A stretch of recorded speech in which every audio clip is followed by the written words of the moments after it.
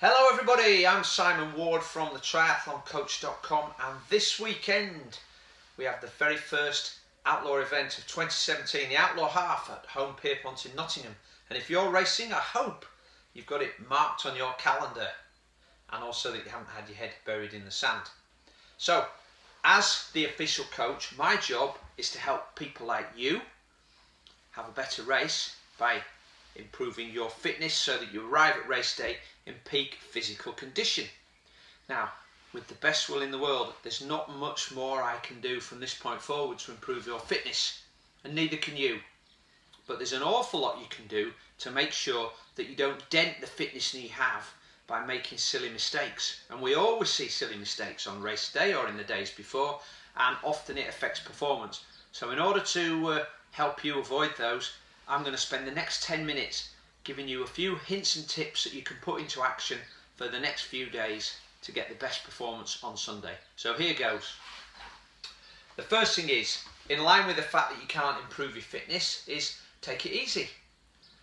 Of course, you still want to do some training. I would fully support that, but I would suggest that the best course might be to just take it easy, add a few little efforts in to remind your body, but it doesn't take a great deal to retain that fitness.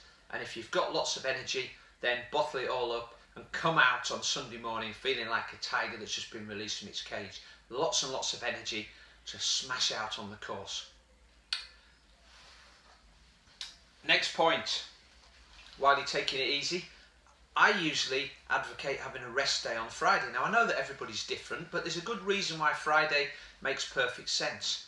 Firstly, 48 hours from the race, and if you've got some travelling to do, you're probably going to have to do some packing, you're probably going to have to get at least yourself and maybe your family ready to travel some distance. And if you haven't, then you're probably going to be at work finishing off a few tasks before your event. So take it easy and use Friday as an opportunity to load up on some starchy carbs and also to reduce the fruit and fibre and veg in your diet so that there's a less of a chance that you're going to get a runny tummy on Sunday morning. That always happens with nerves, and you probably will anyway, but you can reduce the impact of that before and during the race if you take out the fibre and the fruit and the veg from your diet. Now I know that's not a healthy diet, but at this time, just before the race, we're not interested in health, we're interested in performance, and you can soon get back on it on Monday morning. Alright, check your bike. Every year athletes I coach and people I know of have mechanicals. Not all of them, but some of them, and nearly all of them could be avoided. They can easily be avoided by just checking your bike once over. Things you really need to check are derailleur cables, brake cables, the drivetrain, which I'll come back to in a minute, and the tyres. Making sure that your tyres have got no nasty nicks or little deformities which might show up on race day. Check particularly gear cables to make sure they're not frayed and they're not going to snap or stretch during the race and prevent you from changing gears effectively. And make sure that your drivetrain, which includes front chain rings, cassette, which is the series of 11 little sprockets on your back wheel, your chain and the jockey wheels on your derailleur, and the front derailleur all move perfectly and smoothly as the day you first started using them. That might mean giving them a clean and a gentle lube, but if that saves you some watts on race day, it'll either help preserve the fitness you've got or stop you wasting energy pushing around a gunked up drivetrain. So give your bike the once over, treat it with some tender loving care so it looks after you on race day. And while you're at it, for those that are using electronic gearing, or if you've got a power meter, or if you have a Garmin or other such device that you intend to use to guide you on your performance, it's worth making sure those batteries are charged up. Again, just about every race I hear of at least one person whose Di2 has failed to work because they thought they'd got some charge left in the battery and it turns out that they haven't. So even if you think it's charged up to halfway and it should last you for the race, why leave it to chance? Just give it a charge before you leave home and then you'll have covered that particular base. Alright, now the water temperature at the weekend we predict is going to be around 14 degrees C. There's no super heat wave predicted for the next couple of days, neither is there any massive drop in temperature, so It's going to be about 14 degrees C, which means it's perfectly fine for you to swim 1.9k. But that doesn't mean it's going to be warm. And if you are the sort of person who suffers from a really cold head in cold water, then it is within the rules for you to wear one of those neoprene caps. It's fully enclosed and it has the tabs under here, so you can button up the bonnet under your chin and it keeps your ears warm, and then you wear that under your race cap. You can get those from Blue 70, who are our swim partners, swim equipment partners, and they'll be in attendance at the race in the expo. So if you don't have one, you can go and get one there. If you do have one, put it in your bag and bring it along just in case. Unfortunately, you won't be able to wear any of the little neoprene gloves that you can put on, or the booties. They're not allowed, even in cold temperature. So I would always recommend acclimatising to that cold water with a swim in the race venue. Unfortunately, on Saturday that's not going to be possible because we have the Nottingham sprint race, and so the lake's going to be otherwise occupied. I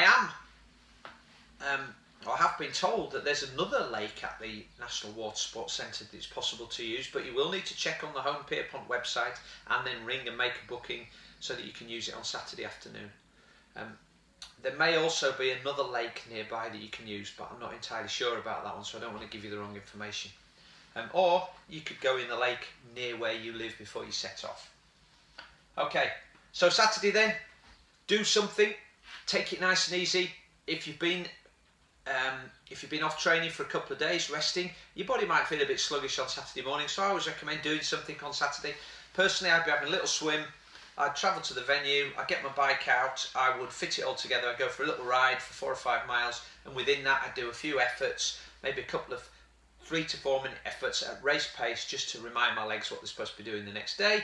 Then when I've got my bike back, a few minutes later I'd get my kit and my running shoes out and I'd go for a quick run, maybe 5 or 10 minutes with 5 minutes at race pace. Nothing more. Remember, cage tiger on Sunday, don't lose all the energy up on Saturday, even if you're feeling great. Now, another thing you need to do, we're going to have several race briefings. I think we're having 5 this year. They're going to be at least 3 or 4. We're going to keep them nice and short for you, so the race brief script has been rewritten, so you're not sitting around for hours, but it's important that you go to the race briefing. You should read the athlete guide that One Step Beyond provides you on their website, and that will give you most of the information, but there's always the possibility of last minute changes. Now, I don't know what they might be, or even if there will be any, but if you don't go to the briefing you won't know. So it is folly to not attend a race briefing, and we have them spaced throughout the day, so everybody should be able to find one that suits their schedule. Make sure you're there, please. On race day, as I said, the water temperature is going to be about 14 degrees C. Nobody can accurately predict what the weather's going to be, but we do know it's going to probably start off reasonably cool, and it might warm up a bit later, but it's not going to be tropical. And when you're coming out of cold water and then you're getting on the bike and there's a wind chill effect, if all you've got to wear is a tri-suit, you may feel the cold a little. So I would advise getting yourself a gilet. If you haven't got one, Race Skin, our clothing suppliers and partners, will be at the race, so you can get a Race Skin gilet, and they may also have some arm warmers. So I'd be arranging the arm warmers, scrunching them up so I can put my hands straight into them and getting them over my wrists.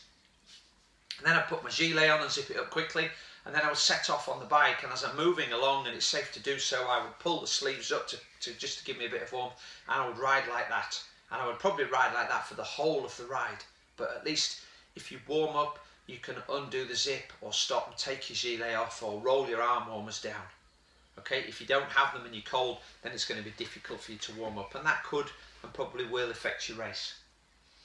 Okay, so make sure you come prepared. You don't have to use them, but if you've got them, then you've got a choice. All right, now, come Sunday, I know that you all want to race at the fastest possible speed to get the best possible time, whether that's just finishing or winning or setting a personal best. But having a plan about how you're going to pace yourself is very important over 4, probably 5, possibly 6 or maybe even 7 hours. It's almost impossible to go flat out for that time. Yeah, so it's not like a 100-metre sprint where you just go as fast as you can. And if you go too hard on the bike or too hard in the early part of the run, it will unravel for you later on. So apportion your effort. Have a plan based on your fitness and your training and your goals. And then stick to the plan. Don't allow others to derail it by looking at what speed they're doing and trying to chase them down. And while you're at that plan and you're writing it down, it's also worthwhile that you write down a race morning timetable. You'll know what time your wave start is, somewhere from 6:15 till around 7. So you work back from there.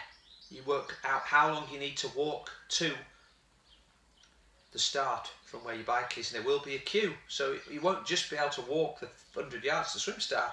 You might have to queue up for 5 or 10 minutes with all the other people.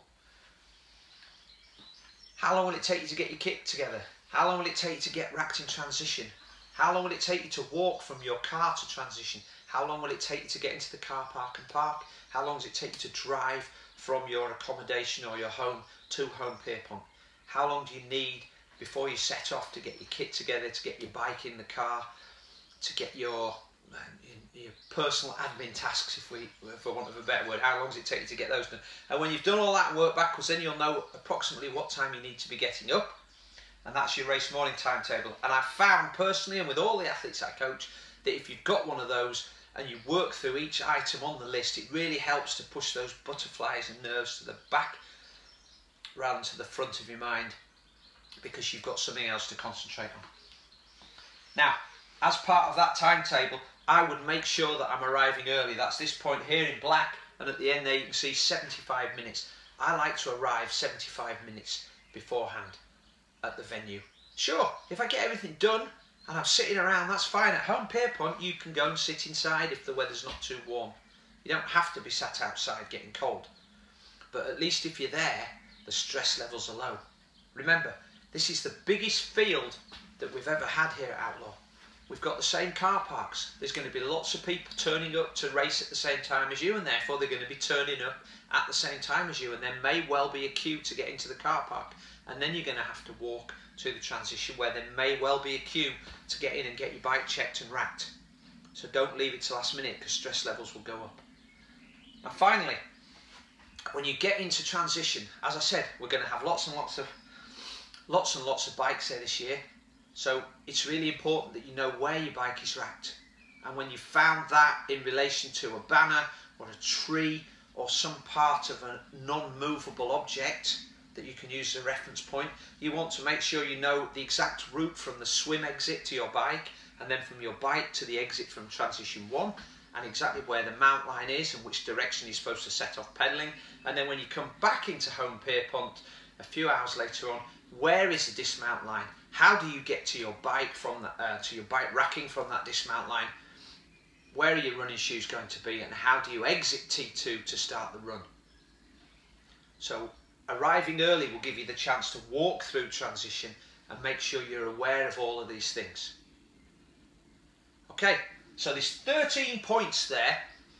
If you've watched to the end, I'm pretty certain there's at least one of those things that you haven't done that you could do that will make your race go a bit smoother, and mean that on race morning all you've got to think about doing is using all that fitness you've gained. However, if one of these things isn't done and it goes wrong, then you're now going to have to think about how to deal with this rather than having the best race possible. So go through that list yourself, work out which things you can do, calm your mind down by covering all the bases, and then on Sunday morning, me and the One Step Beyond team and my fellow commentators will see you there, get you started on a great day, and then welcome you all to the finish line sometime on Sunday afternoon. It's going to be fantastic. I look forward to seeing you there, and please make sure you're at the briefing and don't be late on Sunday morning. Okay, that's it for now. See you then. Bye bye.